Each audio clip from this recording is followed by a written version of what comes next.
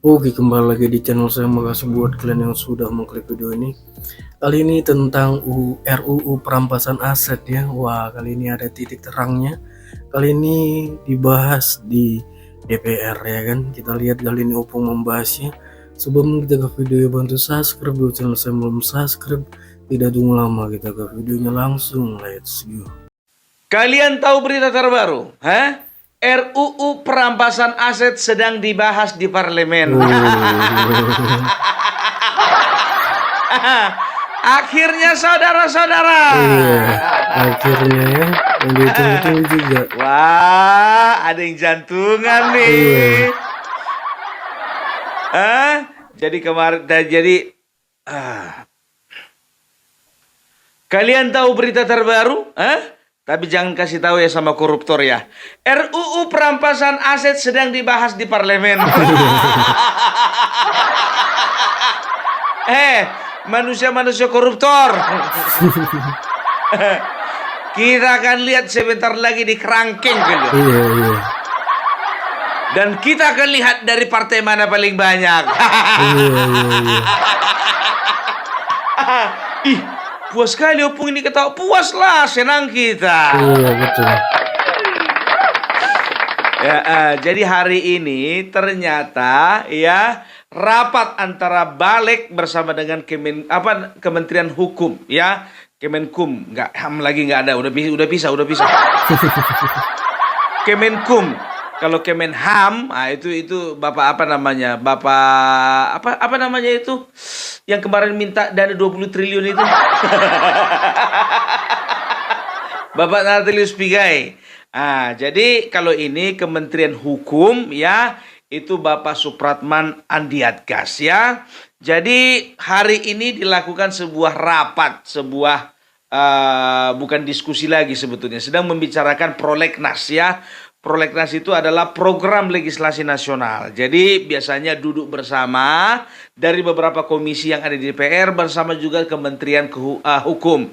Ya, jadi apa-apa saja yang menjadi prioritas, apa-apa saja yang perlu mengalami perubahan, apa-apa saja undang-undang yang perlu diadakan yang baru atau dihilangkan sama sekali. Nah, ya inilah yang sedang dibicarakan. Dan tahu kalian, jadi waktu itu DPR ya, itu aku lupa namanya siapa itu. Karena bagiku DPR nggak terlalu penting. Sejak adanya lapor Pak Wapres. Iya, karena aku dikit-dikit lapor Pak Wapres. Kalau kemarin kan nggak ada tempat lapor ya kan. Makanya sah dong kalau aku bilang bagiku nggak terlalu penting. Jadi di dalam rapat salah satu anggota dewan, anggota Balik bertanya kepada Bapak Supratman ya. Jadi beliau menanyakan, kenapa ini ya di dalam bukunya Bapak Prabowo yang berjudul Paradoks ya, saya melihat ada semangat mengenai pemberantasan korupsi ya. Kenapa di sini tidak ada mengenai rancangan undang-undang perampasan aset? Dimasukkan tapi belum dicantumkan atau bagaimana? Itulah pertanyaan dari Bapak Dewan ya. Kalau ku tengok sih model-modelnya dari koalisi Kim. Jadi kalau ku tengok ini biar tahu kalian ya kan. Ini ku tengok ini pura-pura nanya ya ini. Pura-pura nanya. Supaya apa? Supaya ada opening. Dan rapat itu berkesan gitu loh ya. Makanya langsunglah dijawab oleh Bapak Supratman. Loh, bukannya nggak dimasukkan Pak? Dimasukkan. Bahkan di dalam di dalam rancangan undang-undang yang kami akan kerjakan ya, itu ada sekitar 40 undang-undang perampasan aset ini masuk di program nomor 5. Wih. Lihat. Dari 40 itu masuk ke urutan nomor 5. Itu artinya apa? Itu artinya penting. Makanya aku bilang, ku tengok ini orang ini dua sebetulnya itu udah telepon dari sebelumnya. Iya kan? Ditelepon lah kan. Bang, nanti jangan lupa ya ingatkan aku ya. Datanglah Bang Supratman ini kan begitu. Apa namanya, Bapak anggota Dewan ini. Apa itu? Itu loh mengenai RUU perampasan aset. Oh, kenapa rupanya harus diingat-ingatkan? Nggak bisa rupanya kau ingat sendiri. Aku kayak gitu Bang orangnya. Kalau udah banyak orang lupa. Nanti kalau lupa dibahas Bang, kena tempeleng pula aku sama Bapak. Karena ini pesan Bapak yang paling penting ya, RUU perampasan aset harus disahkan. Datanglah siapa ini? Iyalah nanti ku ingatkan ya. Pokoknya ingat apa aja lah. Dengarkan aja lah pas waktu aku ngomong ya. Nanti misalnya udah apa namanya, udah agak-agak setengah jam pembicaraan atau misalnya beberapa menit, langsung kau kedipkan mata. Ya, itulah kode-kodenya bikin. Ya Bang, makasih ya Bang ya sebelumnya Bang. Karena apa? Ya, karena memang betul. Ku bilang sama kalian ya. Bapak Prabowo ya, penekanannya itu bukan cuma kepada menterinya saja. Tapi Bapak Prabowo juga menekankan kepada setiap anggota yang ada di Kemplus ya, harus tegak lurus dengan Bapak Prabowo dan juga dengan program-programnya. Kalau Bapak Prabowo berbicara tentang RUU perampasan aset harus disahkan, berarti DPR ya yang dari Kemplus juga harus ikut dengan arahan Bapak Prabowo. Harus ikut dong. Karena apa? Ya ketua umum mereka kan anak buah Bapak Prabowo. Ya, inilah biar tahu kalian. Ini yang membuktikan bahwasanya apa yang dicita-citakan Bapak Joko Widodo diwujudkan oleh Bapak Prabowo. Mau lari kemana kalian? Mau lari kemana lagi? Nggak bisa. Ke depan mentok, ke belakang mentok, maju kena, mundur kena. Ini dia. Ini biar tahu kalian, anggota dewan yang tergabung di dalam balik ini. Kurasa ini WA-WA ini sama koruptor-koruptor yang lainnya. Sama kita bilang lah anggota dewan calon koruptor. Karena apa, setelah ini pasti ada yang diangkat. Atau katakanlah calon koruptor di luar anggota dewan, kan begitu. Aku bukannya melecehkan anggota dewan, tidak. Kita selama ini berpikiran bahwasanya anggota dewan itu bersih, ternyata banyak koruptor. Apa Bung, banyak Bung, paling cuma satu dari satu partai. Iya, satu dari satu partai. Itu yang ketahuan dalam 1 tahun. Kalau digabung 5 tahun kan jadi 5 partai, jadi 5. Apa nggak banyak itu? Bagi kami ya, 1 orang koruptor terlalu banyak untuk bangsa ini. Itu dia ya. Jadi biar tahu kalian, ini udah tahu kita arahnya kemana ini. Akan ada nanti pidato-pidato yang merasa terzolimi.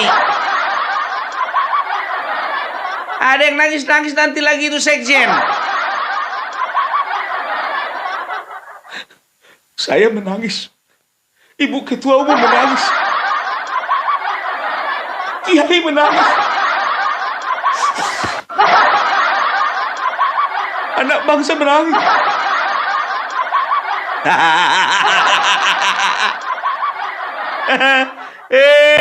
Kalah apa? Lapet. Ya, bakalan ada yang nangis-nangis nanti. Perhatikan. Nggak tahu juga kita, entah yang nangis itu juga ikut masuk ya kan? Jangan senang dulu kalian. Kok kayak gitu kalian? Terlalu kejam doa kalian sama orang-orang seperti yang itu. Ya, tahu enggak kalian ya, beberapa tahun yang lalu, aku masih ingat tahun 2023 ya, ketika Bapak Prabowo digaung-gaungkan menjadi presiden dan sudah calon kalau tidak salah. Di situ beliau mengatakan apa? Bahwa beliau akan memenjarakan setiap orang, setiap anggota dewan yang tidak mau mensahkan RUU perampasan aset. Iya, itu makanya aku bilang ya, itu memang rumor, memang hoax ya kan. Tapi nggak tahu juga kita, mana tahu hoax itu menjadi sebuah kebenaran kan. Ah, ini Bapak Prabowo ini kode-kode ini sama ketua umum masing-masing ini. Apa dia bilang? Kalian harus pastikan semua, anggota kalian itu bersih. Saya tidak mau ada tikus-tikus di negara ini. Ya, ini untuk Kim ya, Kim ya. Di luar Kim lain dulu itu, nggak urusan dia itu. Kalian pastikan anggota kalian, semuanya bersih. Kalau memang kalian sudah berpikir bahwasanya anggota kalian itu ada yang tidak bersih, ada yang kotor, keluarkan. Daripada nanti ditangkap masuk penjara. Dan aku ingatkan sama kalian, jangan kalian ngomong-ngomong sama kubu sebelah. Ini biar tahu kalian sebelah ini kaget ini. Terkejut. Pokoknya terkejutlah sebelah ini biar tahu kalian. Kok bisa tembus ini RUU perampasan aset kan begitu? Karena begini, biar tahu kalian sejarahnya ya. Tahun 2023 bulan Mei, Bapak Jokowi ya, Bapak Presiden Jokowi itu sudah menyerahkan surpres surat presiden mengenai rancangan undang-undang perampasan aset. Tapi tahu kalian, 6 kali rapat paripurna, 6 kali tidak dibahas. Bayangkan kalian, itulah tahun kemarin. Makanya aku bilang, ya kan, kalian masih ingat nggak bahwa belakangan ini Bapak Joko Widodo masih bertemu dengan Bapak Prabowo? Salah satunya pasti ngomongin itu. Dan daftarnya itu, listnya itu udah ada sama Bapak Jokowi. Bapak Prabowo tinggal mengeksekusi. Miskin kalian, miskin. Ayo, siapa di antara kalian yang takut miskin? Yuk, di PAW yuk. Yuk, PAW, segera PAW. Aduh, ya harus mulai dari mereka dulu dong, ya kan, Pung? Kok Opung terlalu menyudutkan anggota dewan? Bukannya yang korupsi itu juga ada di yudikatif, ada juga di eksekutif. Kok hanya legislatif aja yang Opung sasar? Bukan, karena kebanyakan di situ. Opung itu fitnah, Pung. Kok fitnah? Selama ini yang terjadi seperti itu kan? Ada satu provinsi beberapa tahun yang lalu, biar tahu kalian, dari 60 anggota dewan, 58 masuk penjara. 58 gara-gara korupsi. Itulah dia, apa mau dibilang? Jadi memang ini harus dimiskinkan ini. Makanya aku bilang, ya kan, kalau masalah eksekutif nanti tenang aja, dapat kebagian itu, ya kan. Tapi duluan nih dari DPR ini biar tahu kalian. Itu makanya aku bilang, jadi udah nampak kan ya, selama ini orang yang keluar-keluar adili Jokowi, gantung Jokowi, hukum Jokowi, turunkan Gibran, itu adalah orang-orang yang takut asetnya dirampas. Itu adalah orang-orang yang takut terkena imbas perampasan aset. Udah paham kita, udah paham. Mau dari kubu anak Abah, mau dari kubu Banteng, pokoknya sama-sama mereka itu ya, bagaimana supaya mereka itu pastikan Bapak Jokowi itu diadili, walaupun mustahil ya, walaupun mustahil. Tapi mereka ngotot supaya apa? Karena ketika nanti satu ketika mereka itu digulung, maka adalah bahasa dari mereka. Oh, ini sudah ada koordinasi antara Bapak Jokowi dan juga Bapak Prabowo. Dan mereka mulai memframing kepada masyarakat bahwasanya Bapak Jokowi masih cawe-cawe. Ini bukan cawe-cawe, inilah yang dinamakan dengan keberlanjutan. Orangnya beda, programnya sama. Kalian kira gara-gara dibikin Bapak Prabowo gini bisa selamat kalian? Lebih ganas ini biar tahu kalian.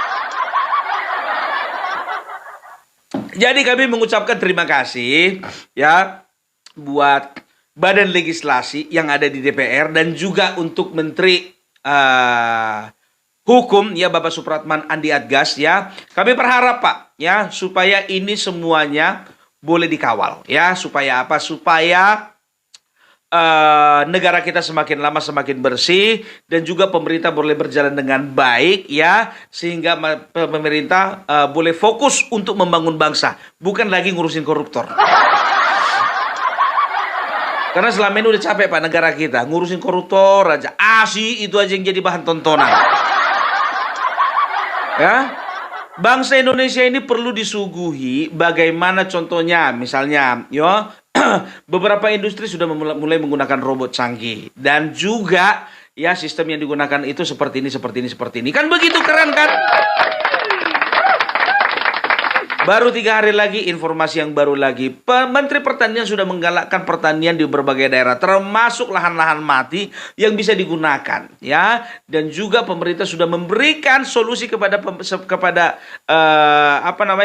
petani, bahwasanya petani perlu mendapatkan subsidi ketika bahan untuk pupuk semakin langka, ya kan begitu. Itu yang mau kami dengar. Pendidikan Indonesia sekarang dari 270, peringkat 270 di dunia, sekarang sudah naik menjadi peringkat 130. Oleh karena itu Presiden menekankan kepada setiap perguruan tinggi, jangan pernah ada lagi perekrutan BEM yang tidak berkualitas. Jadi hal-hal seperti itu yang kami mau dengar. Kami nggak mau dengar lagi masalah koruptor. Udahlah itu, kan begitu. Jadi yang mau kami dengar adalah progres, pencapaian, ya, dan juga prestasi-prestasi yang dilakukan oleh bangsa ini. Itu yang kami mau dengar gitu loh, ya. Jadi kalau kami sih yakin ini, karena apa? Bab yang pertama, ya, Bapak Menteri Hukum ini Bapak Supratman Andi Adgas, ya. Beliau ini adalah asli original from Gerindra. Maka dia akan pastikan bahwasanya hukum itu, ya, RUU perampasan aset harus disahkan bagaimanapun ceritanya. Karena apa? Ya, dia punya kepentingan untuk melaksanakan perintah langsung dari Ketua Umum. Memang iya betul, biar tahu kalian ya, ada beberapa kementerian ya yang memang dirasa sangat perlu dari Gerindra. Karena apa? Sangat vital. Makanya ya kan selama ini ya beberapa belakangan ini ya contohnya kayak Menteri Desa itulah ya yang memakai kopsurat itu, untung aja bukan dari Gerindra. Jadi Menteri Hukum, Menteri Pertahanan memang betul-betul orang-orang pilihan Bapak Prabowo. Gitu dia. Ya bukannya di luar Gerindra nggak kompeten, bukan ya. Kita percaya semuanya kompeten lah. Semuanya sudah melewati proses seleksi yang sangat ketat, kan begitu ya. Tapi kalau untuk ada beberapa hal memang harus orang-orang Gerindra. Ya supaya apa? Supaya tegak lurus semuanya ya. Tapi aku yakin juga semua menteri pasti tegak lurus sama Bapak Prabowo. Mana ada yang berani? Bengkok-bengkok nggak ada yang berani itu. Mau dibengkokkan karirnya.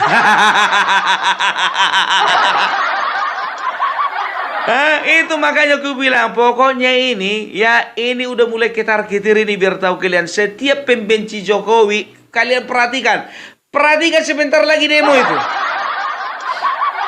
Ya, sebentar lagi demo itu, perhatikan aja. Ya, jadi kita doakan saja bagaimana supaya pemerintahan kita ini boleh berjalan dengan baik, boleh berjalan dengan lancar, ya, dan koruptor bisa dimatikan. Kalaupun nggak bisa dimatikan orangnya, dimatikan masa depannya. Karena hanya Cina dan Korea Utara yang mampu mematikan para menteri dan juga anggota dewan. Jepang satu, Jepang. Yang koruptor, iya itu makanya aku bilang ya, mungkin Indonesia saat ini belum sekejam itulah ya kan, tapi ya minimal dimatikan aja lah masa depannya, dan juga dimatikanlah keran-keran airnya itu.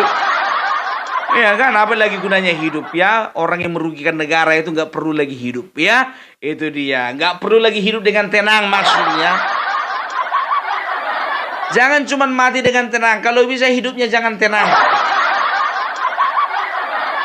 Jadi ada istilah, biarkan mereka Jadi kalau untuk kata-kata untuk koruptor ini bagi aku begini, ya, biarkan mereka mati dengan tenang, tapi jangan biarkan mereka hidup dengan tenang.